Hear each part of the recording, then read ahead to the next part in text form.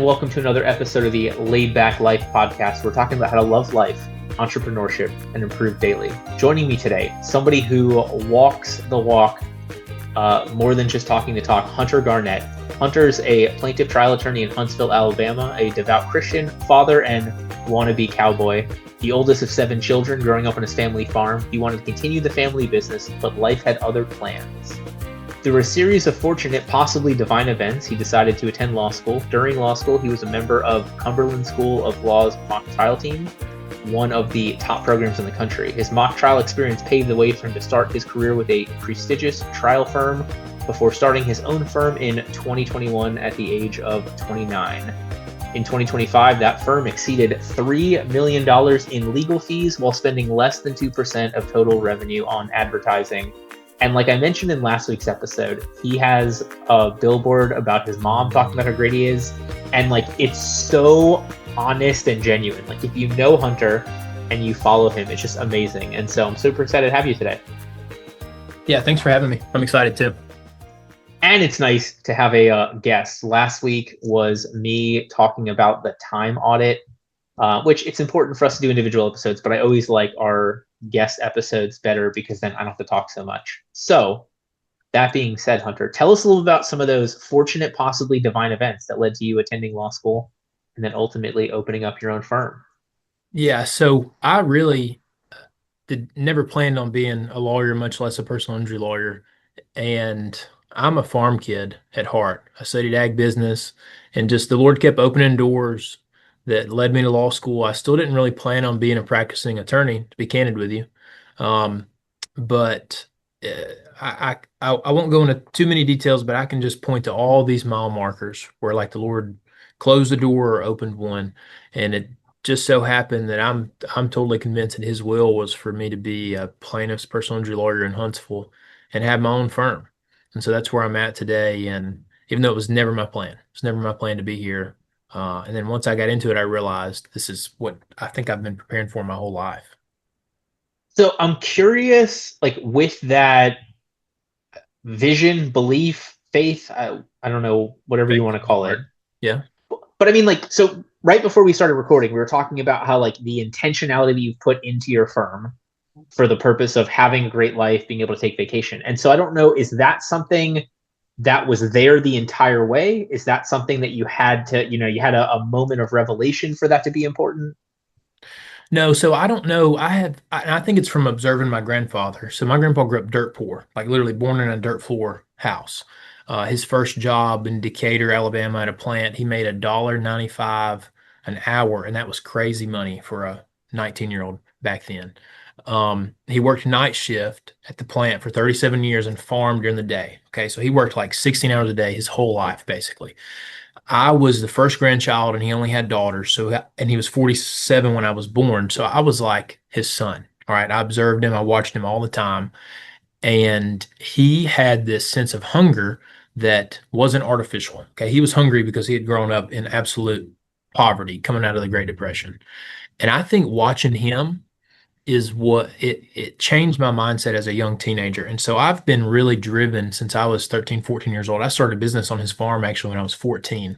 And so all through high school, I was real focused on like, what can I do to add skills to myself? But I'd never had any clear vision on what my future would look like. So yes, I've always had the mindset, just no clear vision on where it was going to take me, right? But that vision of being a business owner, that vision of working hard, that vision of like, what was that initial view from him? From him, it was working hard. Yeah, for sure. Okay. How does that transition into living a great life? How does that transition into, more of the lifestyle intentionality type stuff? Well, and I've reflected on this a ton because my grandfather never, I think delayed gratification is a good thing. I think there's very few people that delay enough, like think about the future, save money, build their talents and knowledge, that kind of stuff. But then there's this mindset, my grandfather had this, where when you have that hunger and the drive to like just be frugal, to be constantly improving yourself, whatever it might be, it's hard to ever turn off. And my grandfather never was able to do that, to be candid with you. Like he loved horses, but he never took the time to enjoy them because he was working. He worked 16 hours a day till the day he died. He died driving a skid steer. Um, Oh and my gosh. yeah, I mean, well, like he had a heart. I mean, it was a perfect way for him to go. He had a heart attack and went like that. Um, but I struggle with that because I have that same mindset. But I'm trying to get through. I'm 33 now, and I don't. Like my law firm could very well be a lifestyle law firm if I wanted it to. I could travel all the time, spend time with my kids and family. I don't feel like that's what I want to do right now, but I would like to have the ability to turn this off if at all, if I ever one day want to. My grandpa couldn't do that. He didn't do it. Well, I mean, I really appreciate you sharing that serious of a story, but like, I think you're underselling yourself, right? Because you're talking about like taking, 50 days off. You're talking about having the time for travel already. Like you have those things in place. So I don't think it's a situation where you need to be concerned about changing anything to that. Like you've already accomplished at least the first several steps of that, right? Yeah. And that's so I like to set really big goals and then work towards them. And I don't really know. I would like to build a law firm that could be totally run without me, be totally a lifestyle practice, work 5 or 10 hours a week. And I'm going to accomplish that. But I don't know that I'll accept that. Like I love what I do way too much, I think, to be totally hands off. Like I'm trying right now to get from even when we travel, like I work the whole time we travel. I work 4 or 5 hours a day whenever we're out of the office. And I work weekends and stuff like that because I really, really like it. And so 60-hour weeks for me is nothing. And as I have children, I just had my first. I realize I'm not going to be able to do that. I'm not going to be able to work 60 hours a week and be a great father and be a great husband and take my walk with the Lord seriously. So that's kind of what's on my radar the next 5 years. Gotcha. Yeah, I mean, dude, that was exactly the same thing for me. It was my wife telling me she was pregnant with our kid after a year of struggle that I was like, we're going to have to change something. And that change was figuring out how to run a company. So, I mean, we didn't have the numbers that you have. So I know you're that much further ahead going into it, which is great. Yeah. Also, I love that you touched on the fact I want to be able to do this even if I don't want to. I think that's the most important thing. Like, it amazes me that people are like, but I don't want to take a 13-month cross-country road trip. I'm like, you don't have to, but if the business will allow you to, then you can make sure you make it to every baseball game. You can make sure, you get to volunteer at the school. You can make sure that you can go grab a drink with friends, at the right time. So I think every business owner should have the flexibility. How they exercise it is going to be different for everybody. Yeah. Do you know Dave Paul? He's in your neck of the woods, I think. Yeah, from I think the firm just changed names, but Yeah. So whenever my little boy, I really like Dave. I think he's just one of the best people I've ever met virtually. Anyway, I'm actually coming down to meet him next month in person. Um, but I had a call with him after my little boy was born. And after that call, I set a goal of taking 1 month off every quarter. Uh, and I don't really care to even meet that goal. I don't really want to take off a month a quarter, but I would like to have the systems in place where I can do that. Totally check out a month at a time, 4 times a year. And even if I only do it once a year, that's still impressive, right? To take off a month a year. absolutely. So I'm curious. I mean, for most of the people listening to this, they're probably not at a $3 million legal fee situation. They're probably not, having a lot of these things lined up. They don't have that clear vision. What's the first step that you would tell other firm owners to take to get on their path of intentionally building a firm that supports their lifestyle? I think the very first step for anybody is to identify your client avatar, your target client. Who do you want? If all your clients look the same, act the same, have the same background, whatever it is, what would they be? And I was able to identify that really, really early. And I had some advantages where my target client just so happens to not really know any other lawyers, right? They're country folks from my home county that, they're middle class, maybe upper middle class, but usually middle class. They both the husband and wife work. They have a family. Their faith is important to them. I can tell you all about them. I affectionately refer to them as Bubba and Tammy. Okay. And I know that Bubba and Tammy will be my favorite clients. I'll love them. I'll look for when they call. I won't huff and puff, or I'll be excited to answer the phone. Um, and along the same lines, when I walk into the conference room with them in boots and jeans and probably a plaid shirt, they're going to feel comfortable. They're not going to wonder why their lawyer's not wearing a three-piece suit when they see me pull up to their house in a Duramax. Or not going to be expecting a Range Rover. And I'm the perfect lawyer for them. They're the perfect client for me. So that's the first thing that I would tell anybody.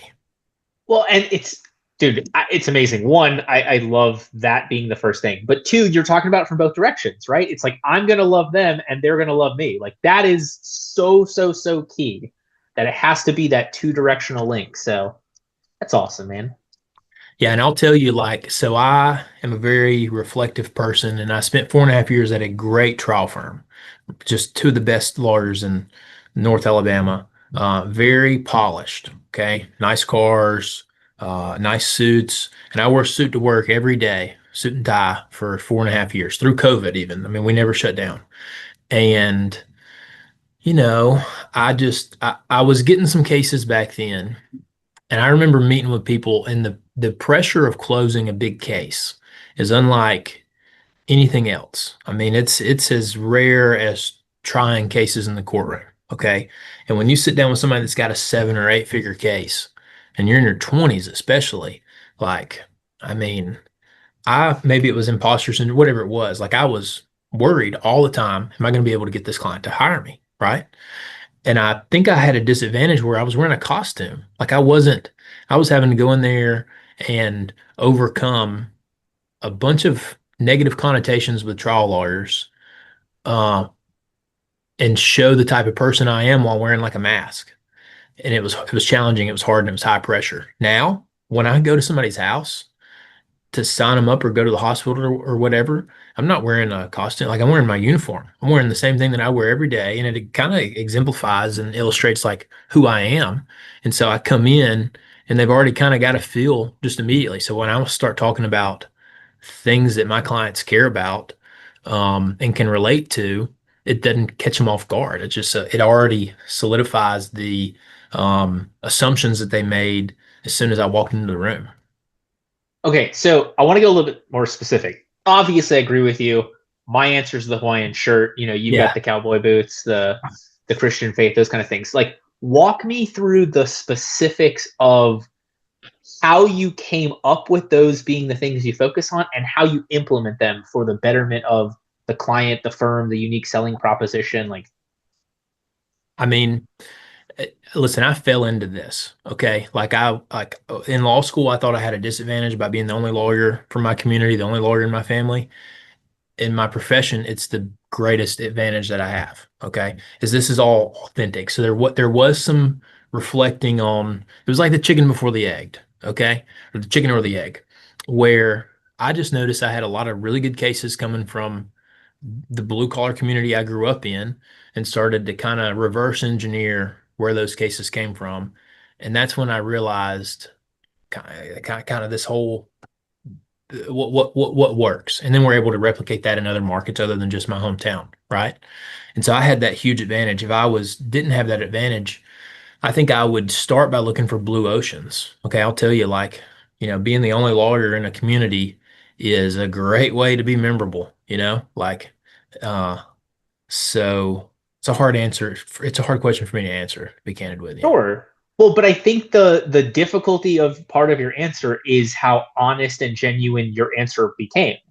Like, that's the thing for me is like, look, I didn't wear Hawaiian shirts on day one, but I understood I didn't want to be that stuffy, unapproachable attorney. So it was polos. And then, I realized like I liked wearing crazy ties, but if I went with a polo, like a blue polo every day was boring to me. So like that became the Hawaiian shirt. Like, so I think so much of this is figuring out who you are and just like taking that first step and then seeing what the next step is instead of trying to fake it. Like, I think I appreciate your difficulty answering it. I loved your answer because I think that's why you don't have some sort of canned marketing speak answer about it.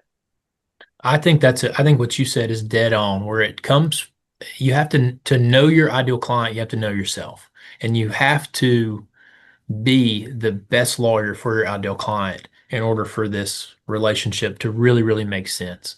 And it's not like, I was mature as a teenager and as a 20 something year old. And so I was thinking about who I am and what type of person I was becoming. That I think that's unusual. I think most people, you're in your 30s or 40s where you really like figure out like who you are and what your identity is. And If ever. if ever, right. And so for somebody that's like, listen to this and they're a first year lawyer or a fifth year lawyer or even a 10th year lawyer, and you can't put your finger on like who you are, who your brand is, what your message is, that's not abnormal. But you should be intentional about discovering that. And that's typically I've found reflecting, like journaling. I try to spend about an hour every morning in some type of quiet time. Most of the, I mean, it's spiritual or secular, whatever it might be, and just start the day slow. Um, and having just time where there's not constant information and distractions and stuff is important. Um, Is there, like, the part that I struggle with is helping people do that at first, right? Like, so many of my clients are overworked. They're already working a million hours. They don't have time. Like, was there something that you did to help yourself carve out that time at the beginning until you could put systems in place and start hiring people and whatever to get some of your time back? I didn't have kids yet, like Okay. that was the big, like looking back, like that was a huge advantage where I was able to kind of dial in and grind for a long time. Um, I mean, other than no, I don't. I have found that schedules are important. So, like, I'll give you an example. In college, my busiest semester ever, I had just way too big of a workload, and I scheduled every Sunday night. I would schedule my hourly schedule from like the time I woke up to the time I went to bed, from Monday to Thursday. Okay, Friday, Saturday, Sunday were a little more flexible, but um, and I stuck to that schedule. It was like 6:30 a.m. to 8:30 p.m. And I just knew this semester, I think it was like 23 credit hours, something like that. Jeez, man. And so I just knew I just got to grind through this semester. And it's funny, I had the best grades of my whole college. I made it's the only semester I ever made all A's. And it was just because I recognized like I have to be super intentional with my time. Um, I still keep some little habits like that. Like I track my time hourly, about once a quarter or so. I just set a silent alarm, write down what I'm doing every hour, and you'd be shocked at how much little filler time you've got on your schedule that you could replace with something that's more valuable. Yeah, well, and that's the so in terms of what I try to help people with is I always look for the multi-impact. So like multitasking is BS, but we can look for multi-impacts. So if it's a situation like I get 10,000 steps a day, so I'll listen to audiobooks, I'll do a walking Right. meeting, like there are things where instead of listening to the radio while you're driving to work, listen to a self-help book or conversation with ChatGPT now, right? Like if you're really trying to outline this vision, have ChatGPT interview you for 20 minutes every morning on the way to work, and then have it spit out, what it comes up with at the end of the week. So I'm with you. I mean, that the beginning of it is the hardest, but a little bit goes a long way. My most polarizing LinkedIn post of all time was about how, and maybe I didn't phrase it properly, how you should listen to audiobooks and podcasts at least occasionally instead of music, just because it's a good use of your time, right?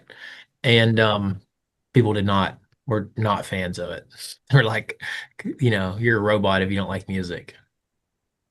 Well, listen, let's go back to Aristotle, right? Aristotle talked about the golden mean thousands of years ago. Like this concept of if you go too far to one side or too far to the other, both of those are a problem, right? Like if you are Yeah. selfish all the time or you're never selfish, they're both equally problematic. And so, there's a time for fun and music, and the most creative ideas are going to come when your brain is shut off. But if you, can look at your phone and see you're spending 6 hours a day on TikTok, you can find an hour for an audiobook. If you find that you're driving 30 minutes to work, do, music one way, podcast the other. Like, you can balance. I think that's what a lot of this comes down to. I interact with a ton of people on a weekly basis, like two or 300 different people texting every week. All right. Like, and a lot of it's, I run pickup basketball games and I'm always the coordinator of it. And I haven't delegated that yet, but I'm shocked. So I'm texting 18 to 35-year-old young men, probably 75% of those contacts. And the people that are the least responsive, I know are the least busy. They're like, they're too busy to text me back, but they're not too busy to like scroll on social media probably 10 hours a day. And then my most responsive friends that will write back to me in like 30 seconds sometimes or within 15 minutes almost always, I know they're crushing it. Like I know they have 20 people that work for them. And so it's just interesting to me that we all have the same time in the day and we're all busy. Everybody's busy. Everybody thinks they don't have enough time to add anything else to their schedule. And realistically, we all do. Like if I can add something else on my plate, like anybody can. Well, and so one of the biggest things I did is I set in Lawmatics and in Google. So my 30-minute meetings are actually 25 minutes and my 60-minute meetings are actually 50 minutes. So now like twice an hour or at the end of the hour, I can grab my phone, I can text my wife back, I can make sure the school didn't call that my kid's hurt, like whatever it is.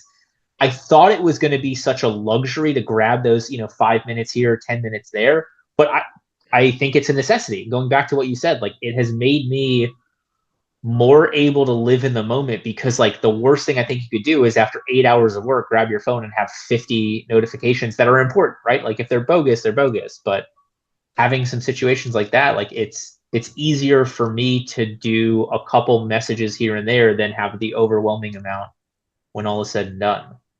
Yeah. And sorry. Well, I was just going to say, like this is going back to a few questions ago, Sure. but like after you find your target client, the next thing is to figure out what message resonates with them because, it depends on your practice area, but most of your cases are going to come from reputation, rather than, at least in like personal injury, for example, because you just never know when somebody's going to be in a car accident. And so to find your story that you can tell in 30 seconds, 60 seconds, and I can do mine, that's a huge advantage too. And then the next step of that, after you know your story, is figuring out how to scale your story and tell it to as many people as cheaply as possible. And that's where I'm at in my stage of kind of the journey. And that's, you and I are connected on Facebook. Like that's my personal Facebook's got 3,000 friends on there. And the main purpose of my personal Facebook is to stay top of mind with the 100, 200, 300, maybe 1,000 people that are super fans of mine, that know who I am, that know what's important to me, and that when they refer somebody to me, they don't view it as doing me a favor. They view it as the person receiving the referral is who they're really helping. So thank you for that. You make my job so much easier because you have got the whole order. I'd love to hear your 30, 60 seconds. Like let's go deep on that because it's important. So mine typically, and it is 30 or 60, and I'll give it to you. But I sprinkle it into a 10-minute conversation, right? But the bullet points are, I grew up on a farm as the oldest of 7 kids. Okay. That's what kind of framed my values. All right. My faith is very important to me. I went to law school and didn't even know a lawyer. I only went because the Lord opened some doors. I got a scholarship, and my wife happened to be in school and undergrad on the same campus. All through law school, I had a chip on my shoulder. I didn't know any lawyers. I didn't have any connections. I didn't know how I was going to get a job. I did have trouble finding a job despite great grades. And the Lord kept closing doors, and I ended up in Huntsville at a personal injury firm. Personal injury was the last thing I thought I would ever do. I associated personal injury lawyers with like billboard lawyers, ambulance chasers, that kind of stuff. But I took the job because I wanted to be a trial lawyer and I wanted to be back in North Alabama. Within a month of taking that job, I realized that the Lord had been preparing me for this my whole life. All those disadvantages that I thought I had in law school, like the fact that my dad's a lawnmower mechanic and not a second generation lawyer, are actually advantages because it allows me to communicate with people just like you who have to work with their hands to provide for their family. And they've been in an accident that's no fault of their own. They've never dealt with a lawyer. They probably don't even know a lawyer. I'm the one lawyer that they know. And it makes me great at my job because I can speak their language, and communicate complex legal concepts to them in a very simple manner. And I love it. And everything you just said is honest and true and authentic and genuine. Like that's the point that I think so many of these like neuro-linguistic programming, best sales techniques, whatever, miss. Like the foundation of all this, I think, should be truth. For sure. Because there's just only so much people can pick up on when you're passionate and authentic about what you're doing. It's just like if you've ever tried cases. So mock trial in undergrad and law school, there's a bit of theatrics involved, which is fine, and you still learn very good applicable things in the courtroom. But there's some folksy showmanship aspects to it. And I found out really quickly that some of those things don't translate to the real courtroom because you've got 12 people, 24 eyeballs looking at you, and you can't fake it in front of 12 people for 2 or 3 days to try a case. They're gonna find out what you really are. Okay. And so I try a lot of cases in rural conservative venues, and I do a good job of it because it's who I am. The people I can build trust in a very natural way. I get to be my authentic self. Typically, I'm representing a plaintiff that is that kind of people. And I have positioned myself from a marketing perspective as totally different than the TV billboard lawyers. And so I come into the courtroom, I think, and especially my home county, with at least the even playing field. And that's something that you can't say if you're for most personal injury law firms. So I'm rambling now. I forgot where I was really going, to be honest with you. No, I mean, you're talking about, the 30, 60-second pitch being based upon honesty. You're talking about how you incorporate that into the day-to-day, trying cases as you for a client who looks like you, to jurors who are like your ideal client. I mean, it's an amazing consistency. It's an amazing alignment between those things. Mm-hmm. Yeah. It all, and that's what I was getting to too, is it all kind of, your authenticity goes both ways. It goes into your marketing and it goes into your, like the way you try cases and run your law firm too.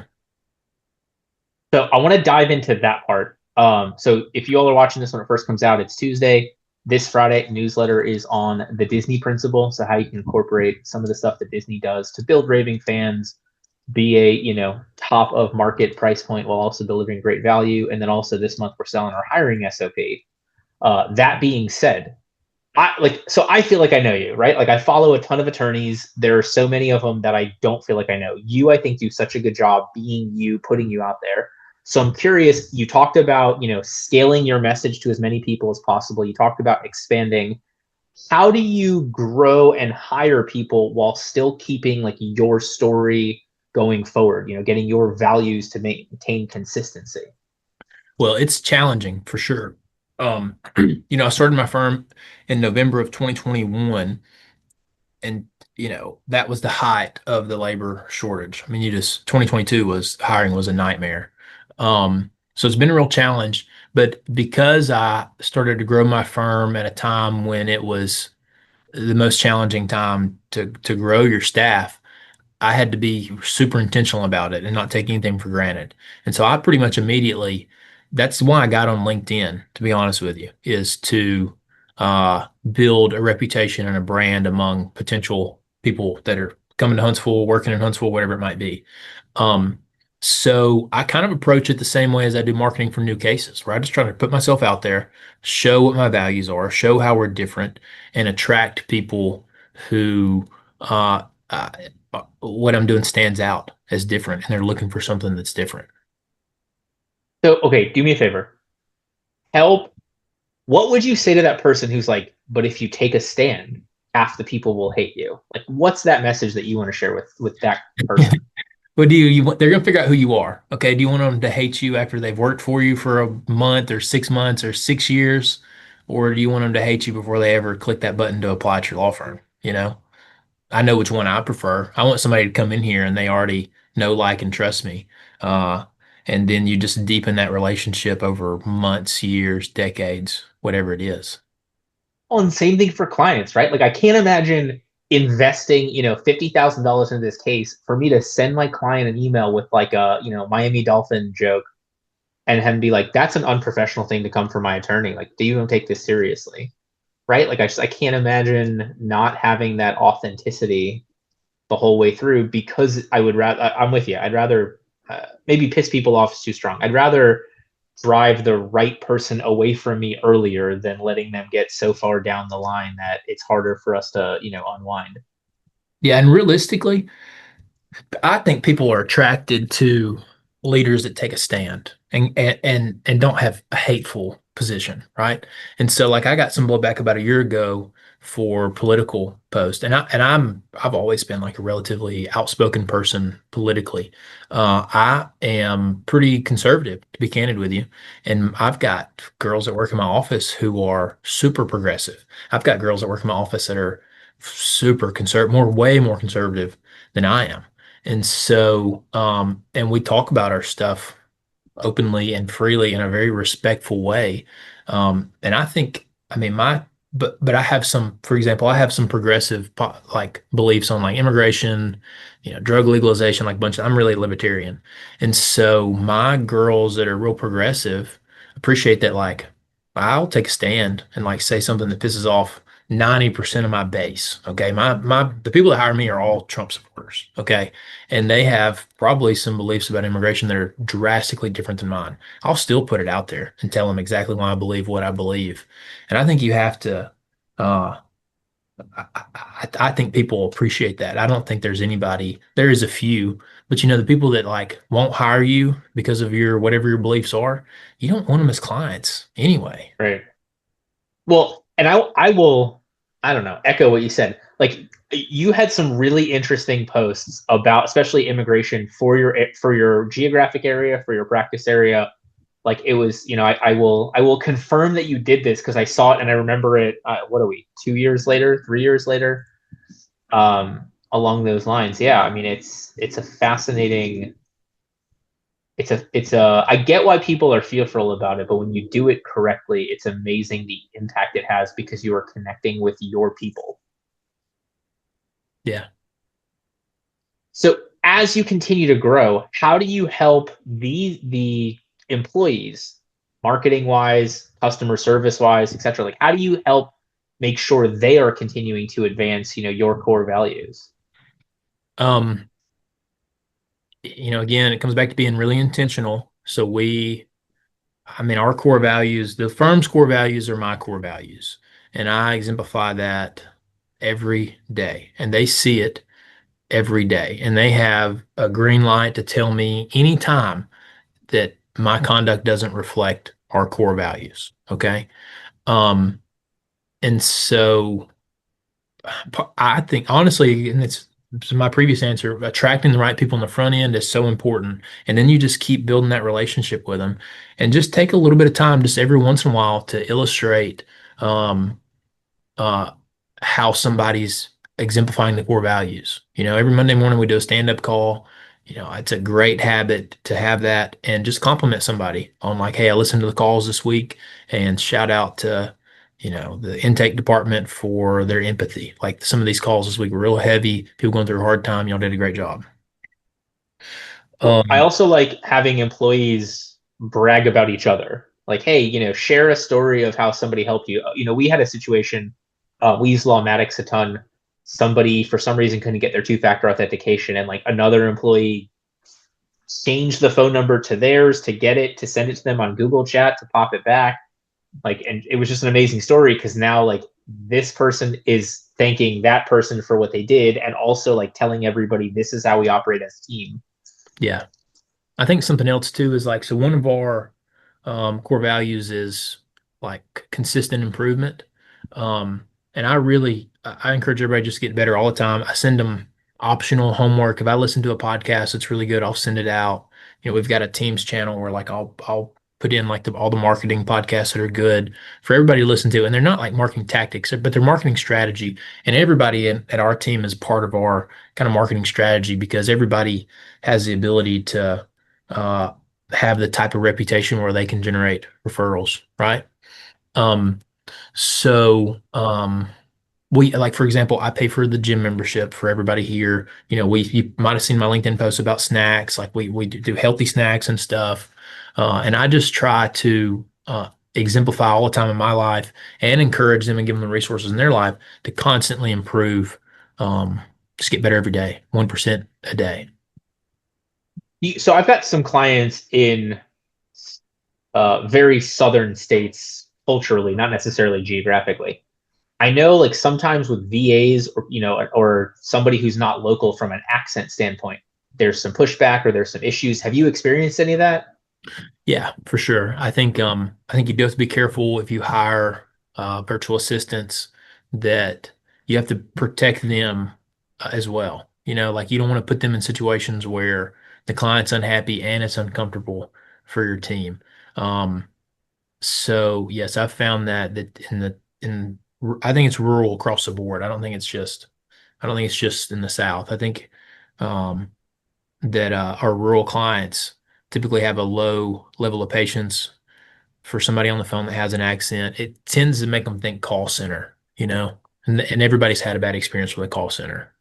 And that's probably a good way to put it because from Orlando's a minority majority city. If somebody answers the phone, whatever they sound like, I assume that they're in Orlando just because we have everybody. That's So all right. right, I'm with you on the rural. So what steps have you taken? I know you've got some people in the office. I know you've got some VAs. Like, are you putting them in different roles? Are you screening for certain things? Like, what's Yeah, the well, what I do a lot of is I have a lot of Americans that work for me and live in other countries, and they speak perfect English. They've either some of them are expats, some of them are just traveling, some of them are missionaries. That's kind of my big. hmm, That's something I would love to like. If I ever decide to have a side hustle, I would love to place American missionaries with law firms, for whatever kind of service. Because generally, especially in a third world country, like the labor arbitrage is pretty great. Like I got a guy that works for me and he lives in Brazil, and I've known him since I was 15 years old. Met him at church camp actually, and he makes $10 an hour, and he's a good, he'd be a 65,000 a year employee in a decent size American city. that's interesting. I never thought about that. I mean, I obviously like I've thought about it from the standpoint of military spouses as they travel abroad, but for missionaries, that's a very interesting niche observation opportunity. Yeah, and Very cool. there's probably hundreds of thousands of evangelical missionaries across the world, I would assume. I mean, definitely tens of thousands. Well, and I wonder if there's a way to support. I'm sure there are people that have an issue supporting the religious mission, but then people that are in Africa digging wells for people to get fresh water. I wonder if there's a way to hire the employee and then also help sponsor some of the events and things that are going on there. That would be a really interesting opportunity to make the world a better place by also getting great help. Yeah. There we go. We got a business idea coming out of this. I like it. Yeah, I think it would be fun. I mean, and so from a spiritual perspective, the way that works, like so, church organization has different types of missionaries, but most missionaries raise their own money, either from a handful of churches and then families and whatever it might be. And so, but I actually think a dual occupation is better when you're a foreign missionary. I mean, Paul was a tent maker. Paul worked, never took any money from the church. And I think that's a good way to approach the mission field. And so this is a way for them to do it and also have a career and a job where like they're building skills too, where most people are only missionaries for years, not decades, where they come back to the US and they've got 5 years of experience as a litigation paralegal at a US law firm. And now you're a 75 to $100,000 a year employee in most Right. major cities. Makes total sense. And also, I hate the concept of forcing somebody to work crazy hours for your benefit, but I love the idea of either having them work their hours and giving your firm the full coverage, or in a situation where they've got, work already set up 9 to 5 and you could support, a couple hours on both ends or something like that to really help them financially be able to afford it. That becomes a really interesting opportunity for a lot of firms. Yeah, and you have to be flexible. Like I'm about to hire a young missionary in the Dominican Republic, but she doesn't have reliable internet. So she's going to have to do like social media, something that's not time sensitive. She can't answer phone calls. Makes perfect sense. So this is great. I mean, we talked from the beginning. I think the thread through this is that growing with authenticity, sharing your authenticity, looking at clients from their intentionality, hiring from a very interesting and intentional perspective. What else? What are we missing? What else? What other pieces of information can we give to people listening? We touched on this, but don't be afraid to hurt feelings. Don't be afraid to be embarrassed. Like, I've said probably 10 things on this call that would make some lawyers cringe if they were my law partners. It might even make my own law partner cringe. I do things on social media that makes my grandma cringe. And, I don't care. Like my mom's a billboard. I think it says 5-star lawyer raised by a 5-star mom. It's got a picture of me and my mom. It's in a great spot. And actually yesterday, my sister sent me a Snapchat of my niece saying, referring to her grandmother, my mom, as the 5-star mom. And my sister asked her, like, what was she? And my niece is like, definitely not 5 stars. I don't know what, 2 or 3 at best. And then she called me, I'm the 5-star uncle. So that was very flattering. Uh, but like, don't be afraid to be a little cringy. Like if it's who you are, like just embrace it. And two, I'll tell you this. So Thomas Massey's my favorite politician. We've talked about politics too much already, but he said something on an interview recently where he said his superpower is he doesn't feel the need to be liked. And I think that's something that we all should have. I want to be just known, liked, and trusted because it's how I grow my business. But I don't really care. Like everybody listen to this call. I don't care if you like me. You're probably not referring me cases. If you do, great. If you don't, great. Who cares? And so many lawyers, so many people just in general have this burning desire to be liked by everybody. And if you want to be liked by everybody, or actually, we don't want to be disliked. And so if you want to be like, I'm sorry for the siren, but That's okay, man. They're going for one of your clients. It's a future case right there. That's a fire truck. Oh well, then. So many people are worried about being liked by everybody or not being disliked by a bunch of people, that what actually ends up happening is everybody's just kind of like, oh yeah, he's all right. Like they don't have an opinion about you. Everybody should have a strong opinion about you. They should either like you or not like you. And it is what it is. It's their choice. It's not really your choice. So I always tell this with an ice cream analogy, but this time I'm going to tell it as a story. So 2 weeks ago, we had some friends over to the house with their kids, and we were going to get, ice cream. My wife made brownies for dessert, right? So I go to the grocery store and I grab, there's like a cookies and cream cookie dough crossover. There was this like baseball themed one. It's like Cracker Jacks and peanut butter ice cream, whatever. And then I grabbed vanilla, right? And I was like, because everyone's going to be okay with vanilla. Yeah. What ice cream do you think is still sitting in my freezer, right? Yeah. It's the vanilla, because everyone's okay with it, but nobody really wants it. So we use the other ones, got finished first. And like, that's a personal brand, right? Like vanilla is the thing that we think is okay when we have to mass appeal, but it's the ice cream that's still sitting in my freezer because it wasn't as good as the other ones because it's just vanilla. Yeah. And I think we tend to, we underestimate the size of the market and how many, like this is marketing, this is one of the core principles. It's like pick a niche, pick the market that's the smallest viable market that you can make a living on. And so if your thing is, the opposite of whatever mine is, and there's like, for example, let's say you were really, really progressive. It was like your whole identity. And there's enough of a market in Huntsville where if you were you could turn off 95% of the people that live in my community, but you're going to be the go-to lawyer for 5%.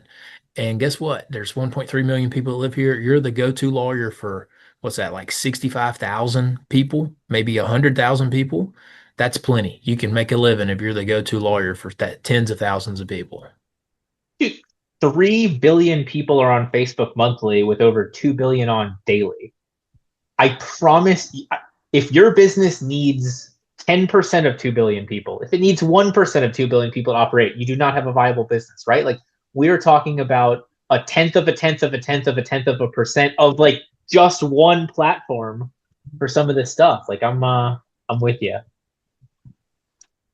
Let's do it. How do we get people to do it? What's our takeaway? What's our like dear person listening to this who wants a better life, who wants more intentionality in their company, like step one, let's what? I mean, I'm terrible about motivating people.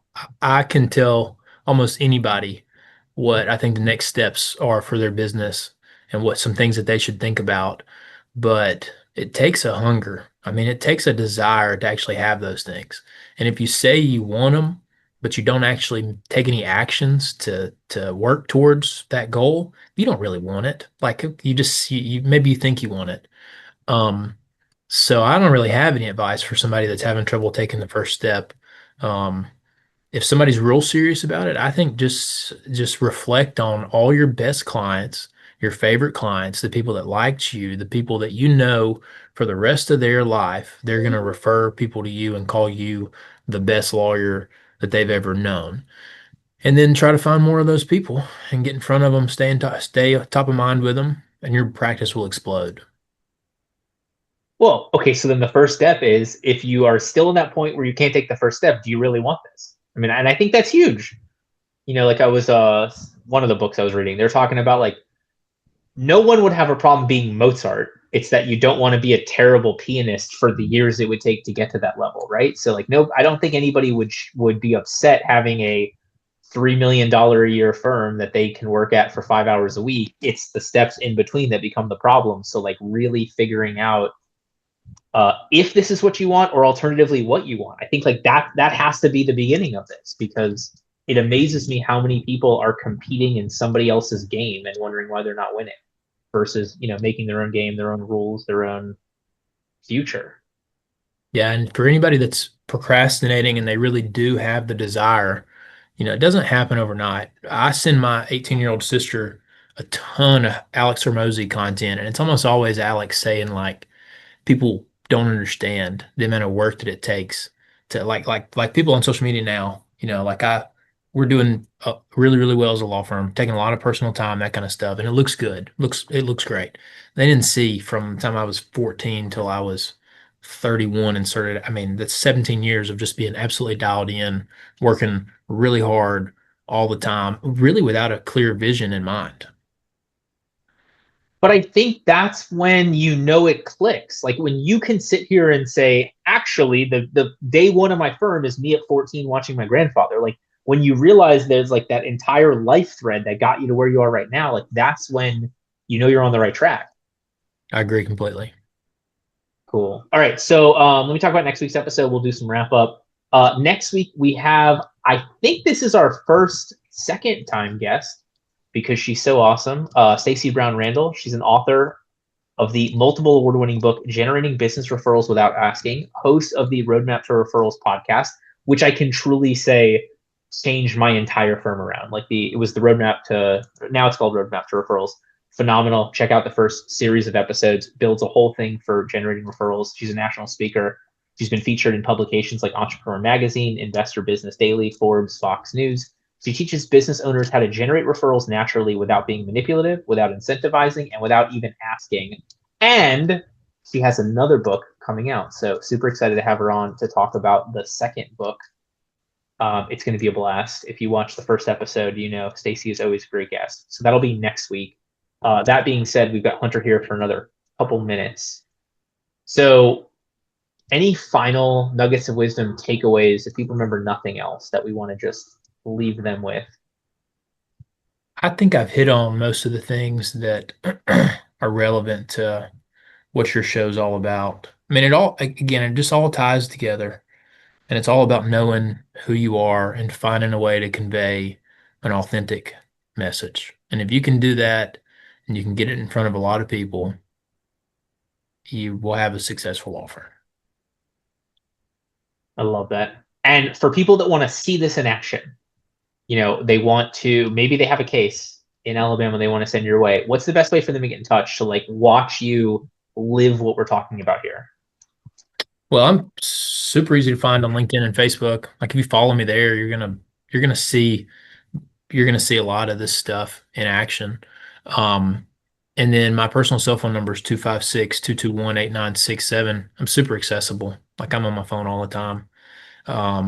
I like Zoom calls with lawyers that are trying to get a B2C practice off the ground. I enjoy it, and I'm glad to talk to anybody about trying to identify what their story is, what their message is. I enjoy that. I love that. Awesome. And thank you for doing that, man. Like it amazes me. I think we give story this bad connotation if it's fake, but when it's that really truly authentic story, it motivates you, it focuses you. I mean, I can't say enough about it, all coming back to that authenticity and genuineness and honesty. Yeah. Cool. Well, Hunter, thank you so much for being with us. Thank you to everybody who watched and listened.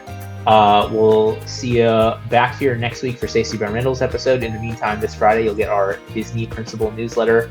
Until then, seriously, if you struggle with this stuff, take Hunter up on the offer for some conversation. Obviously, I'm happy to help as well.